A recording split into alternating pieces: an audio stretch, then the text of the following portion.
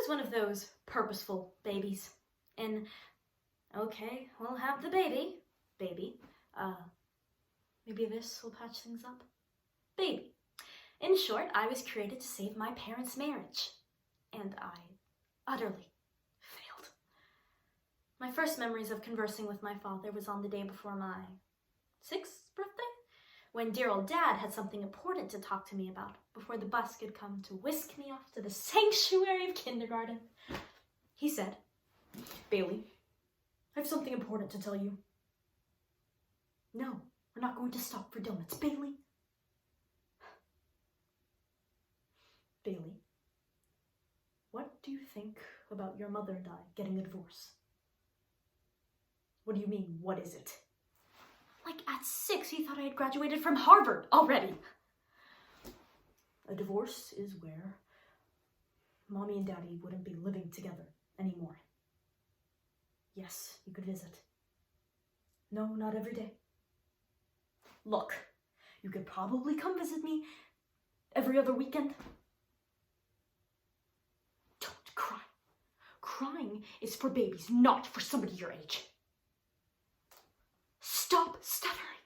Slow down and use your words." Use your words? Use your words? At that moment, I had a few choice words for him, all right. But all I could ask was, "But why, Daddy? Did I do something? Is that why? But why, Daddy, why?"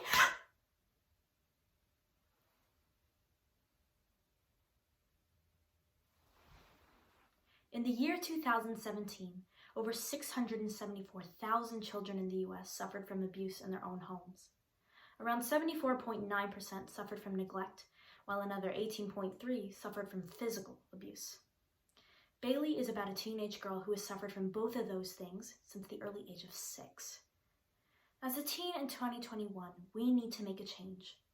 No child should have to feel like a burden in their own homes, and we as a society must unite to stop it. This is Bailey by Ed Vela. Every other weekend turned into every other month. Across town turned into across the country. Finally, he was nothing more than a card and check at Christmas and my birthday. So, I decided to stay with my mother. And before you start thinking what I lacked in a father made up for in a mother, well, guess again. She didn't hit me as often as my dad, but she did swing harder. It was a few years after my dad escaped left, that my mom and I had one of those life-altering little chats. She said, "Bailey, darling, I have something important to tell you." "No, you're not in trouble." "For goodness sake, Bailey, you act as if that's the only time I ever talk to you." "Oh, that's not true." "Don't talk back. If you continue like this, I'll have to talk to Dr. Giordano about increasing your medication." My mom seemed to think I had ADD and OCD, even though nobody else seemed to think so. Not one teacher, not one school counselor, and not many doctors. That is, until she found Dr. Giordano. "I'll say anything as long as you can make the copay." The only thing I kind of had was the depression Giordano diagnosed. But that usually only flared up after prolonged exposure to. "You are such a horrible, miserable little thing, aren't you?" "Well, I'm waiting for an apology, of course." "That's better." "You remember Phil, don't you?" "Ah, yes, Phil. Another in a string of absolute losers my mom dated after my dad jumped ship. He had a nose like a pickle and more hair in his ears than most people have under their arms. But he did have more money than most third world countries, and that was all my mother needed to look past anything as insignificant as age, body type, and personality." She said, "Yes, Phil. Well, I'm going to marry him." "Bailey, don't start. Phil is wonderful. Enough. I said enough!"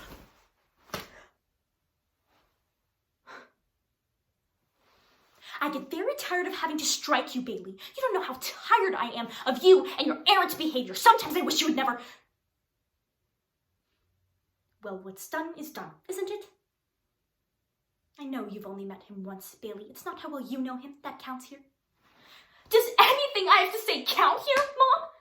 You're about to marry some old nutjob for his money. I don't want to live with you and Phil. I barely want to live with you. This is precisely why Phil doesn't care for children. And as for your living arrangements, you needn't concern yourself. You see, one of the reasons why I decided to marry Phil now is because he's relocating.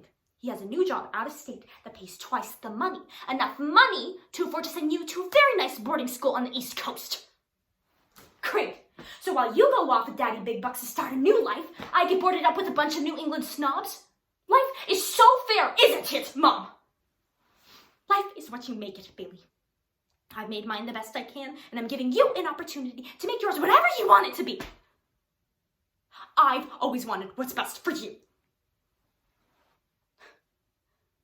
And is this best for me, Mom? Or just convenient for you? Having a child like you isn't easy, Bailey. I need to be taken care of for a while. Unfortunately, so did I. So, off I went. Still a little kid, barely holding it together, barely able to cope. After a few years, my parents were summoned to the school when I had something important to tell them.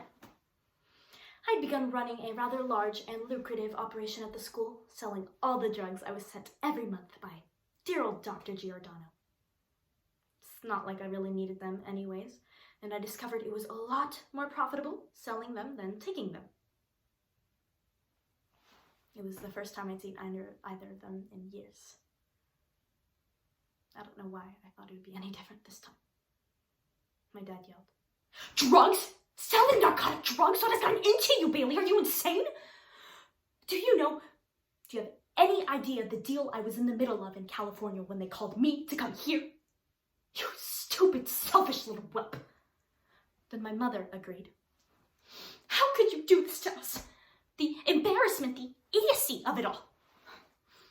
Dr. Giordano warned me about you getting worse in adolescence, but I didn't think it would get this bad.